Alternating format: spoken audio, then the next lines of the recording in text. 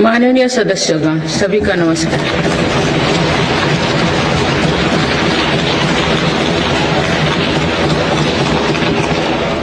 इस नए सदन भवन में ये मेरा पहला संबोधन है। आज की अमृतकाल की शुरुआत में ये भव्य भवन बना है। यहाँ एक भारत श्रेष्ठ भारत की महक भी है और संसदीय परंपराओं के सम्मान का प्रण भी है। साथ ही 21वीं सदी के नए भारत के लिए नई परंपराओं के निर्माण का संकल्प भी है। मुझे पूरा विश्वास है कि इस नए भवन में नीतियों पर सार्थक संवाद होगा। ऐसी नीतियां जो आजादी के अमृत काल में विकसित भारत का निर्माण करेगी। मैं आप सभी को अपनी शुभकामनाएं देती हूँ। माननीय सदस्यगण, ये हमारे संविधान के लागू होने का भी 75वां वर्षगांठ है। इसी कालखंड में आजादी के 75 वर्षों का उत्सव अमृत महोत्सव भी संपन्न हुआ है। इस दौरान देश भर में अनेक कार्यक्रम हुए। देश ने अपने गुमनाम स्वतंत्रता सेनानियों को याद किया। 75 साल बाद युवा पीढ़ी ने फिर स्वतंत्रता संग्राम के उस कालखंड को जिया। इस उत्सव के दौरान मेरी माटी मेरा देश अभियान के तहत देश भर के हर गांव की मिट्टी के साथ अमृत कलश दिल्ली लाया गया। 2 लाख से ज्यादा शिला फलकों स्थापित किए गए। 3 करोड़ से ज्यादा लोगों ने 5 प्राणों की शपथ ली। 70,000 से ज्यादा अमृत सरोवर बने। 2 लाख से ज्यादा अमृत वाटिकाओं का निर्माण हुआ। 2 करोड़ से ज्यादा पेड़ पौधे लगाया गया। 16 करोड़ से ज्यादा लोगों ने तिरंगा के साथ सेल्फी अपलोड की। अमृत उत्सव के दौरान ही कर्तव्य पथ पर नेताजी सुभाष चंद्र बोस की प्रतिमा स्थापित की गई। राजधानी दिल्ली में देश के अब तक के सभी प्रधानमंत्रियों की समर्पित म्यूजियम खोला गया। शांति निकेतन और होयबला मंदिर वर्ल्ड हेरिटेज लिस्ट में शामिल हुई। साहिबजादों की याद में वीरवाल दिवस घोषित हुआ। भगवान बिरसा मुंडा के जन्म दिवस को जनजातीय गौरव दिवस घोषित किया गया। विभाजन की विभीषिका को याद करते हुए 14 अगस्त को विभाजन विभीषिका स्मृति दिवस घोषित किया गया। माननीय सदस्यगण, बीता वर्ष भारत के लिए ऐतिहासिक उपलब्धियों से भरा रहा है। इस दौरान देशवासियों का गौरव बढ़ाने वाले अनेक पल आए। दुनिया में गंभीर संकटों के बीच भारत सबसे तेजी से विकसित होती बड़ी अर्थव्यवस्था बना। लगातार 2 क्वार्टर से भारत की विकास दर 7.5% से ऊपर रही है।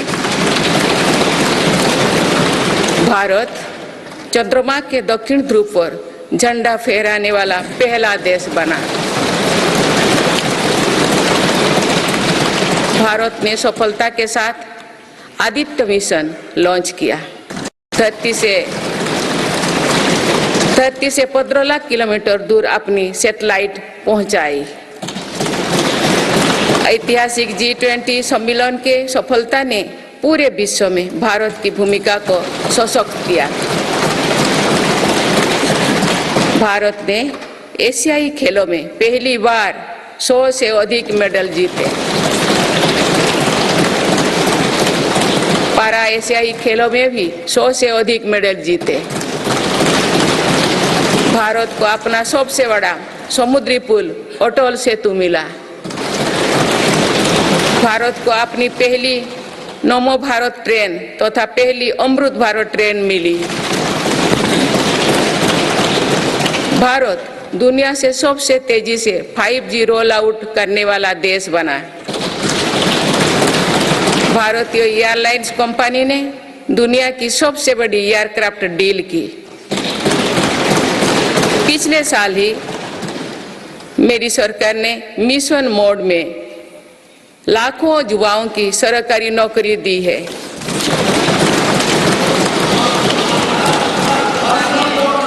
माननीय सदस्यगण, बीते 12 महीने में मेरी सरकार अनेक महत्वपूर्ण विधेयक लेकर भी आए। ये विधेयक आप सभी संसद सदस्यों के सहयोग से आज कानून बन चुके हैं।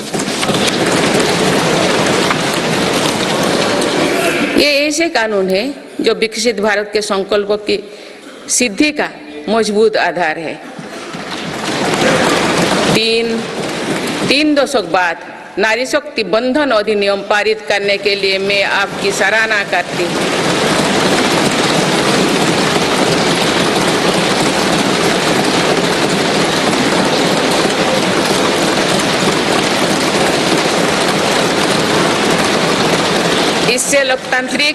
इससे लोकसभा और विधानसभा के महिलाओं की ज्यादा भागीदारी सुनिश्चित हुई है।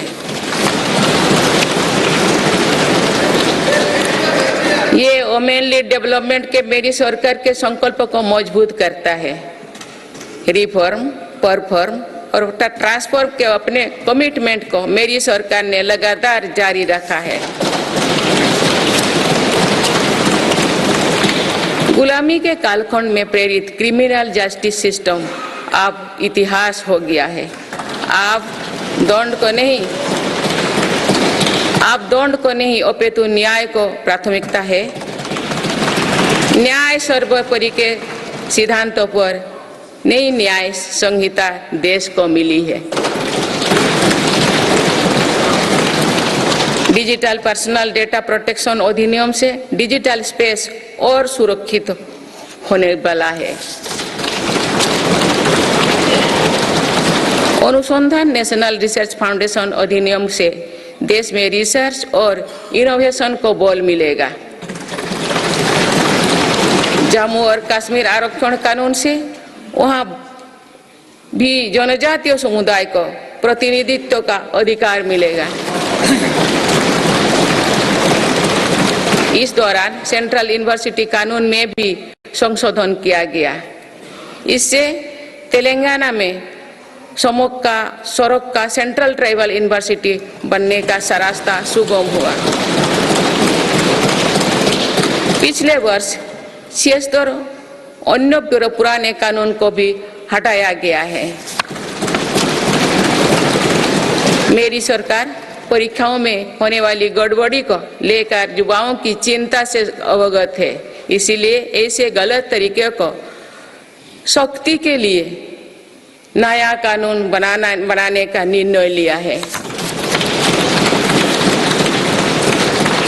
माननीय सदस्यगण, कोई भी राष्ट्र तेज गति से तभी आगे बढ़ सकता है जब वो पुराने चुनौतियों का परास्त करते हुए अपने ज्यादा से ज्यादा ऊर्जा भविष्य निर्माण में लगाए। पिछले 10 वर्षों में भारत ने राष्ट्रहित में ऐसे अनेक कार्यों को पूरा होते हुए देखा है जिनका इंतजार देश के लोगों को दशकों से था। राम मंदिर के निर्माण की आकांक्षा सदियों से थी, आज ये सोच हो चुका है।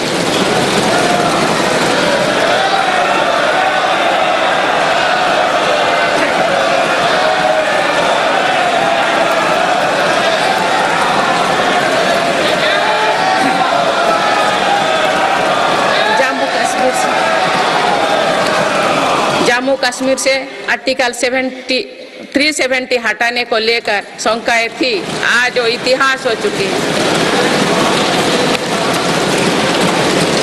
इसी संसद ने 3 तलाक के विरुद्ध कड़ा कानून बनाया है।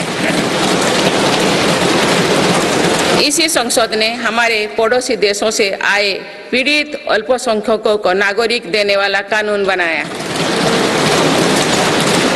मेरी सरकार ने वन रैंक वन पेंशन की भी लागू किया, जिसका इंतजार 4 दशकों से था।